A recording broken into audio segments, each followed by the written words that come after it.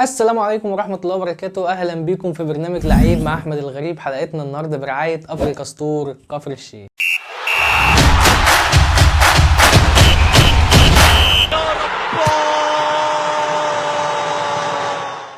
بعد ما شفنا مونديال قطر 2022 الامتع في التاريخ وتنظيمه اللي كان عظيم، اللي كان في دولة واحدة دولة قطر، وكان من 32 منتخب، وكان بطل النسخة دي الارجنتين. قدامنا كمان 4 سنين كاس عالم 2026 لأول مرة هيتلعب في اكتر من دولة بعد 2002 كوريا واليابان، لانها هتتلعب في 3 دول: كندا، المكسيك، الولايات المتحدة الامريكية. والاول مرة هيكون ب 48 منتخب وب 80 ماتش لحد دلوقتي، وما استقروش وممكن يزودوا عدد الماتشات. كاس العالم اللي بدأ 1930 في الأوروغواي ب 13 منتخب، لأن وقتها كان بنظام الدعوة. بعد كده زاد ل 16 منتخب في إيطاليا 1934. استمر على كده لحد نسخة 1982 في أسبانيا، اللي زاد فيها العدد ل 24 منتخب، واستمر على كده لحد نسخة فرنسا 1998 اللي اتلعب ب 32 منتخب، واستمرنا على كده لحد نسخة قطر 2022. وجا الوقت ان كاس العالم يزيد عدده ل 48 منتخب مع كاس العالم اللي جاي 2026. فما تستغربش بقى لو عشنا لحد كاس العالم 2050 ان شاء الله ولقينا كاس العالم 60 ولا 70 منتخب. قبل ما نتكلم عن نظام البطولة لازم نعرف ايه اللي يخلي الفيفا تلعب كاس عالم ب 48 منتخب حتى لو هتقلل من جودة البطولة. لازم تعرف الفيفا بتكسب كام، ولما تعرف لازم تهدى كده لان اللي هتسمعه خيال.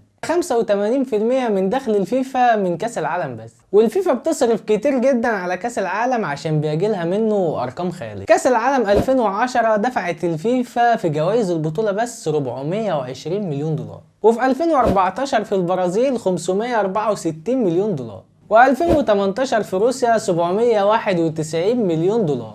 الجوائز دي متقسمة تأمين صحي للعيبة عشان الإصابات، وفلوس للمنتخبات المشاركة، وفلوس للأندية اللي لعيبتها مشاركة في البطولة. الفيفا كمان بتدفع فلوس للبث التلفزيوني، وفلوس للدولة المنظمة، وكمان فلوس لاتحاد الكورة في الدولة المنظمة. لكن الفلوس دي بيجي أضعافها من البث التلفزيوني وبيع التذاكر والرعاة والإعلانات. على سبيل المثال كده البرازيل 2014 إجمالي صرف الفيفا وصل لمليار و500 مليون دولار، واكيد طبعا ده رقم كبير ان الفيفا تدفعه. لكن عايز تعرف كسبوا كام؟ 5 مليار دولار. متخيل الرقم؟ والحقيقه احنا لسه مش عارفين ان الفيفا كسبت قد ايه في كاس العالم قطر 2022. فبحسب صحيفه ماركا الاسبانيه فقطر حققت ارباح حوالي 20 مليار يورو في المونديال ده. فتخيل بقى الفيفا حققت ارباح قد ايه. فالفيفا لقت السبوبه حلوه فقالت لك يا عم زود عدد المنتخبات فتزيد الماتشات فيزيد التذاكر، فنزود حقوق البث والرعاة يكتروا والدنيا تحلو. كاس العالم الجاي هيبقى في 16 مدينه، والولايات المتحده الامريكيه هتستضيف اكبر عدد من الماتشات 60 ماتش، بما فيها كل الماتشات من دور الثمانيه للنهائي. وكندا والمكسيك بالتساوي كل دولة هتستضيف 10 ماتشات، وبكده المكسيك هتكون أول دولة في التاريخ تستضيف كأس العالم 3 مرات. وكأس العالم ده هيتكون من 16 مجموعة، كل مجموعة 3 منتخبات. بس ممكن يغيروا النظام لأنهم خايفين من التلاعب في الماتشات، لأن الماتش الفاصل للصعود هيكون بين فرقتين وفرقة هتريح، فهيكون في فرصة للتلاعب بالنتائج. بس أيام البطولة هتكون ثابتة 32 يوم على مدار البطولة،